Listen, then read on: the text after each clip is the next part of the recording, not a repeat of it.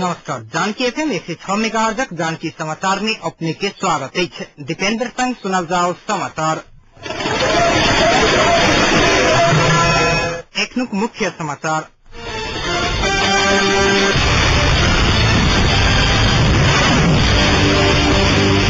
भारत सरकार के सहयोग में 72 जनकपुर क्षेत्र विकास परिषद द्वारा निर्माण भरल 12 बीघा मैदान के प्रवेश द्वार में नक्कली ईटा के प्रयोग किया जा रहा।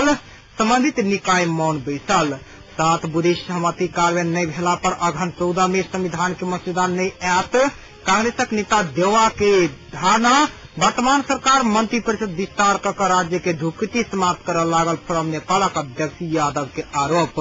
शिक्षा समिति धौंसा विरुद्ध नेपाल राहत शिक्षक हक संरक्षण यूनियन द्वारा आंदोलन के कार्यक्रम सब तय किया गेल। मोहतरी के बर्दिवास अस्पताल के डॉक्टर साथ ड्यूटी समय प्राइवेट क्लिनिक में काम करे थे सेवाग्राही सबके शिकायत। माओवादी के केंद्रीय समिति के विस्तार में उपाध्यक्ष वैद्य द्वारा थप 3टा बुधे असहमति पत्र दर्ता कराल गेल।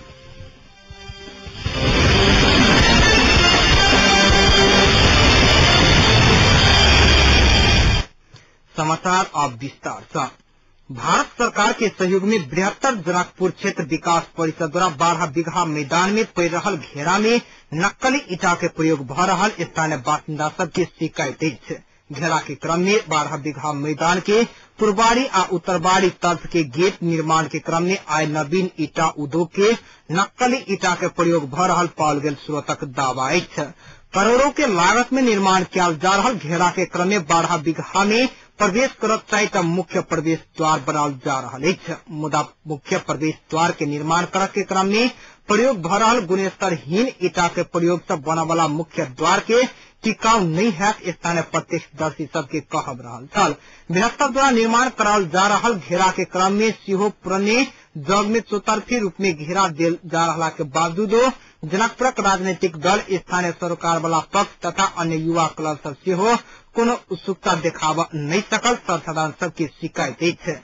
ज्ञातव्य जे 12 बीघा के चौतरफी रूप में पड़ रहा घेरा पुरान के जग में नया ईटा के प्रयोग करे बीच बीच में पड़ल बीच में पिलर निर्माण किया गेल जे टिकाव के लिए नहीं भककी देखावटी मात्र भेल स्थानीय वासी सबके शिकायत है। एम्हर 72 जनकपुर क्षेत्र विकास परिषद के अध्यक्ष दिगंबर राय के जानकारी करौला पर निर्माण कार्य के प्रातात्विक विभाग के कर्मचारी समेत रहल इंजीनियर गोपाल झा आ अन्य एकटा इंजीनियर दैनिक अनुगमन कर रहल बतौला के बावजूद मुख्य प्रवेश द्वार निर्माण कर के क्रम में सोम दिन बेरिया में नक्कली ईटा के प्रयोग भ रहा देखबा में आयल है। विकास परिषद के अध्यक्ष राय जानकी एफएम संग बातचीत करते नक्कली ईटा के प्रयोग से बनल प्रवेश द्वार के कार्य अविलंब रोका कर कायल तोड़ाव के प्रतिबद्धता व्यक्त किया।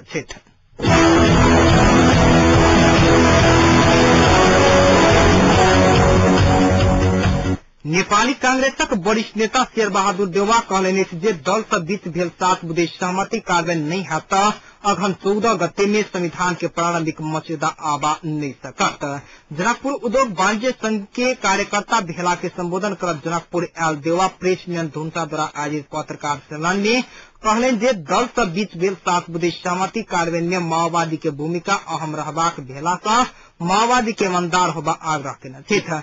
एना एक दोसर प्रसंग में देवा अपन राजीनामा अस्वीकार कर संस्थापन पक्ष अन्याय के बतौने। नेता देवा बहुमत के आधार कही सभापति भारतीय संगठन विघटन करे गलत के दावा करे। भारतीय संगठन में नेता तथा कार्यकर्ता सब निरंतर 10 दिन धरि आमरण अनशन पर बैठला के बावजूद पार्टी के सभापति कोनो साइख नहीं देखौने शिकायत व्यक्त केलनि। पार्टी द्वारा राजीनामा अस्वीकार भेल आ भारतीय संगठन विवाद सेहो नहीं सुलझेला पर पार्टी फुटत की पत्रकार द्वारा पूछल गेल प्रश्न के जवाब में नेता देवा पार्टी भीतर के विवाद रहला से एही कारणे से पार्टी नहीं फुटत बतौने। एहि बीच कांग्रेसक वरिष्ठ नेता देवा आई एक कार्यक्रम के बीच जनकपुर उद्योग वाणिज्य संघ के सभा हॉल में कार्यकर्ता भेला में सहभागी भेल छले त धुंसा के तारापट्टी सिरसिया से सुनसरी के बड़ा क्षेत्र जा रहा समय में ट्रैक्टर दुर्घटना पर मृत्यु भेल परिवार से संगे आइए भेंट वार्ता केने।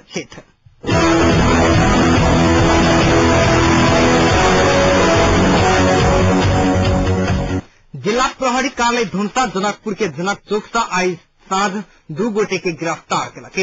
गिरफ्तार होवाला में मोहतरी के डामही मड़ई निवासी रंजीत यादव और दोसर किसानपुर नौ निवासी गुलाब यादव रहल बताओल गेल। रंजीत यादव 1 वर्ष पहले ज्वाला समूह छोड़ कर मातृका यादव नेतृत्व के माओवादी में प्रवेश केने माओवादी के दावा तेना गुलाब विद्यार्थी संगठन के केंद्रीय सदस्य धनुषा के प्रहरी उपरीक्षक हरि बहादुर पाल के अनुसार गिरफ्तार पड़ल मध्य 1 गोटे फरार अभियुक्त रहला सा ओकरा अनुसंधान के क्रम में गिरफ्तार के जानकारी दिले। तहिना दोसर 1 गोटे के ओ व्यक्ति के संगे रहला सा ओकरा सेहो अनुसंधान के लिए गिरफ्तार कयल गेल बतौने छथि।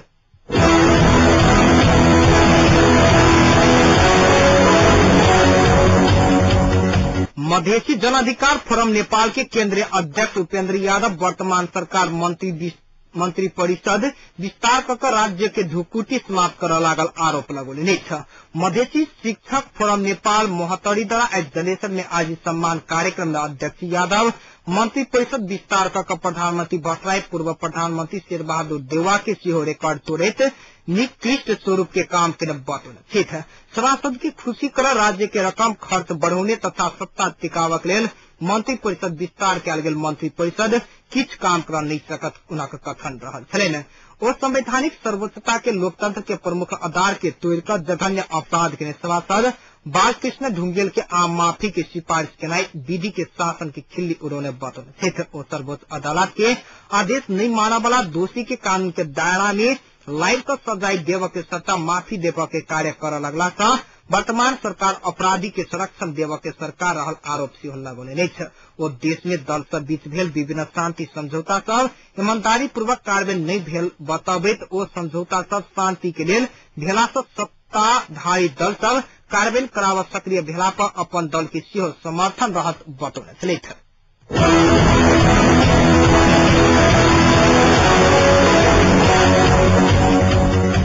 पूर्व पश्चिम राजमार्ग अंतर्गत सर्लाही के लालबंदी पास में आई भेल सवारी दुर्घटना में पड़कर 2 गोटे गंभीर घायल भेल। दुर्घटना में सिंधुली रानीवास 2 निवासी 6 वर्षक सुशील नेउपाने और 56 वर्षक भोकराज नेउपाने गंभीर घायल भेला।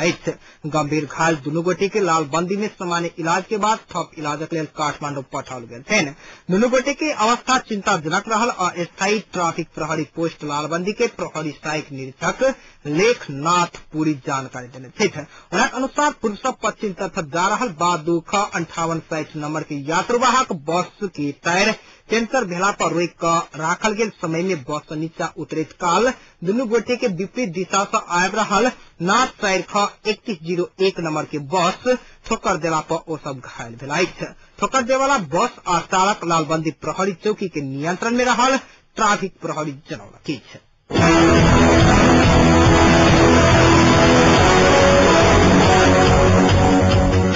जिला शिक्षा समिति धनुषा द्वारा गठित राहत दरबंदी छानबीन समिति में नेपाल राहत शिक्षक हक संरक्षण यूनियन के प्रतिनिधि नहीं रखने प्रति यूनियन आपत्ति जनौलक। जिला शिक्षा समिति आई 7 सदस्य राहत दरबंदी छानबीन समिति गठन के विरोध में नेपाल राहत शिक्षक हक संरक्षण यूनियन आपत्ति जनाबैत राहत शिक्षक सबके तलब वृद्धि भेला के बादो जिला शिक्षा कार्यालय धनुषा वृद्धि रकम निकासा नहीं कर रहल कहैत 3 सूत्रीय मार्ग सहित आंदोलन के कार्यक्रम सब घोषणा केलक।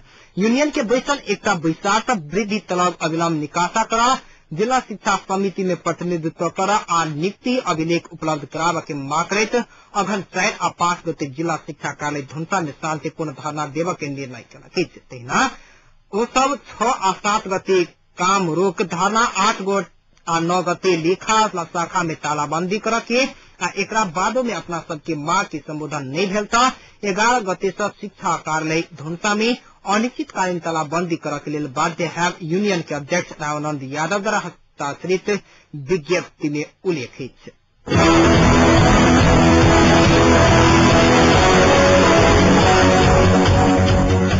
प्रमुख 3 दल आ मधेसी मोर्चा बीच भेल सहमति के तत्काल कार्यान्वयन में ल जाय के निर्णय भेल।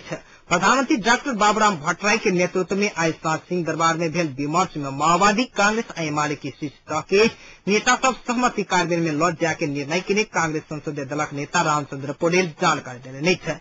विस्तार में प्रमुख दल के बीच 7 बुरी सहमति और सभासद बालकृष्ण ढुंगेल के आम माफी देवा के बारे में भेल असहमति बारे में से विमर्श भेल बतौले नहीं था। माओवादी के उपाध्यक्ष नारायण काजी श्रेष्ठ प्रकाश माओवादी लड़ाकू के पुनर्वर्गीकरण के लिए कैलिए शिविर में टोली पठावा के सहमति भेल जानकारी दिलाई है।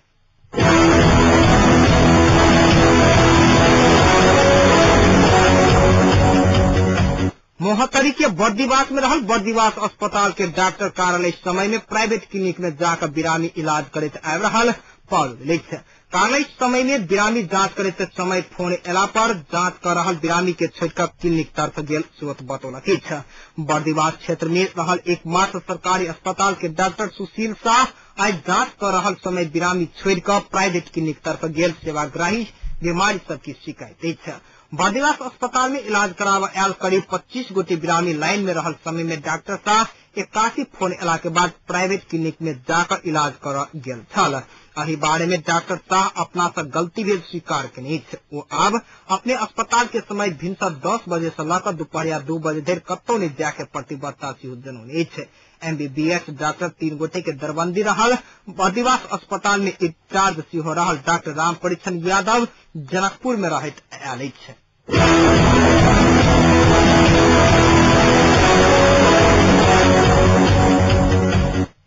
मानवाधिकार संरक्षण केंद्र मोहतरी आज जलेसर में अपन कार्यक्रम संबंधी मध्यावधिक समीक्षात्मक कार्यक्रम संपन्न केलक। कार्यक्रम में केंद्र RDIF के सहयोग में संचालन भ रहल एहि कार्यक्रम के कुल बजट 33,10,013 रुपया रहल आ एखन तक में 27,28,050 रुपया खर्च भ चुकल जानकारी करौने छलै। केंद्र के अध्यक्ष मदन कुमार झा के अध्यक्षता तथा प्रमुख जिलाधिकारी शंकर अरियाल के प्रमुख आतिथ्य में भेल कार्यक्रम में अधिकांश वक्ता सब मानव अधिकार के क्षेत्र में ई संस्था बहुत नीक काज केने कहैत एकर प्रशंसा सेहो केने छल। कार्यक्रम में केंद्र के परियोजना प्रमुख धर्मेंद्र कुमार झा RDIF के सहयोग में संचालित सामाजिक कुरीति विरुद्ध जनचेतना अभिवृद्धि तथा मानवाधिकार उल्लंघन के घटना सबक अभिलेखीकरण परियोजना कार्यक्रम अंतर्गत भेल कामकाज के आ ओहि में खर्च भेल रुपया पैसा के प्रतिवेदन पेश केने छलैथ। वही मध्यावधिक समीक्षा में अपन मंतव्य रखैत प्रमुख जिलाधिकारी तथा कार्यक्रम के प्रमुख अतिथि शंकर अरियाल कानून के अधीन में रहिका सब कोई के काज करबाक चाही कहैत ई संस्था कहने काज वक्ता सबसे स्पष्ट रूप में आल बतौने छलैथ। वह एहि के लेल चेतना आवश्यक रहल कहैत महिला सबके आगा आवा पड़वा में सेहो ओ जोर देने छलैथ। तेना कार्यक्रम में मानवाधिकार तथा शांति समाज के अध्यक्ष राजकिशोर झा मानवाधिकार के क्षेत्र में हमरो संस्था काज करैत अछि मुदा ई जिला में आरो मानवाधिकार के क्षेत्र में काज केनिहार संस्था सँ नीक रहल बतौने छलैथ।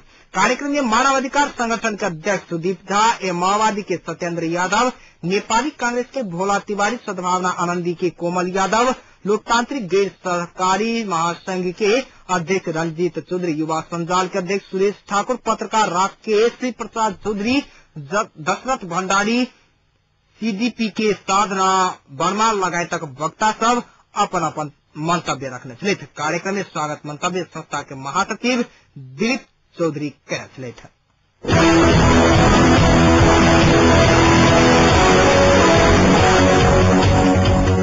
एकीकृत नेकपा माओवादी की केंद्रीय समिति में पार्टी के उपाध्यक्ष मोहन वैद्य 3 बुधे असहमति पत्र दर्ता करौने थे। आज से शुरू भेल केंद्रीय समिति के विचार वैद्य पार्टी के सलाह बिना अध्यक्ष प्रचंड के अमेरिका भ्रमण राज्य पुनर्संरचना संबंधी विवाद पूरा करे के लिए विज्ञ समूह गठन करे के निर्णय आ सभासद बालकृष्ण ढुंगेल के आम माफी देवा के सरकार के सिफारिश प्रति अपने असहमत भेल बतौले थे। वो पार्टी दक्षिणपंथी भाष में फसल कहैत आप संविधान सभा के औचित्य सेहो समाप्त भेल आरोप लगौले एहि सब पहिने बीतल 17 गते बैसल केंद्रीय समिति के बैसार में 10 बुधि असहमति पत्र पेश केने छलैथ। बैसार में माओवादी के अध्यक्ष पुष्पा कमल दाहाल प्रचंड छोट छीन घटना सब में ने ओझरा के लिए सुझाव देने छलैथ। ओ पार्टी भीतर के कार्य दिशा आ कार्य नीति के विवाद भेला सँ विमर्श से विवाद समाधान कर प्रत बतौले विस्तार में कई अध्यक्ष और उपाध्यक्ष सबके कहा प्रति केंद्रीय सदस्य सब धारणा राख के क्रम शुरू है प्रवक्ता दीनानाथ शर्मा जानकारी दिले अही बीच प्रमुख 3 राजनीतिक दल सब शांति या संविधान के विषय में सहमति का आगा बढ़ के निर्णय के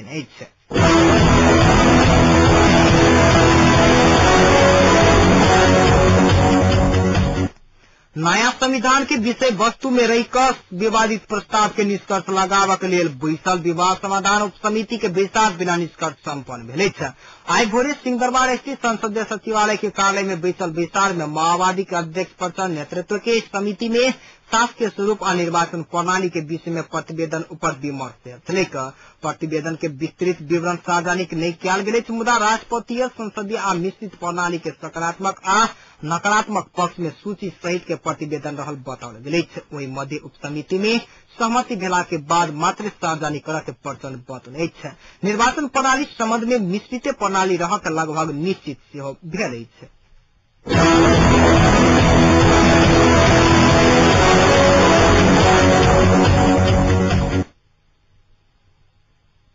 आप जनकपुर तापक्रम एखन जनकपुर के तापक्रम 24 डिग्री सेल्सियस रहले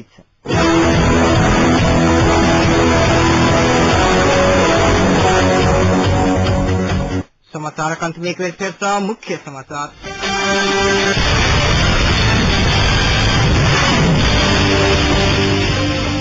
भारत सरकार के सहयोग में बृहत जनकपुर क्षेत्र विकास परिषद द्वारा निर्माण भरल 12 बीघा मैदान के प्रवेश द्वार में नक्कली ईटा के प्रयोग भरल संबंधित निकाय मौन 7 बजे सहमति कार्यान्वयन नहीं भेला पर अगहन 14 गते में संविधान के मसौदा नहीं आयत कांग्रेस नेता देवा के धारणा वर्तमान सरकार मंत्रिपरिषद विस्तार कर राज्य के ढुकुटी समाप्त कर लागल फोरम नेपाल का अध्यक्ष यादव के आरोप शिक्षा समिति ध्वंसा विरुद्ध नेपाल राहत शिक्षक हक संरक्षण यूनियन द्वारा आंदोलन के कार्यक्रम सब तय कल गेल मोहतरी के बर्दिवास अस्पताल के डॉक्टर साहब ड्यूटी समय में प्राइवेट क्लिनिक में काम करते सेवा शिकायत और माओवादी के केंद्रीय समिति के विस्तार में उपाध्यक्ष वैद्य द्वारा सब 3 बुधे असहमति पत्र दर्ता करा गेल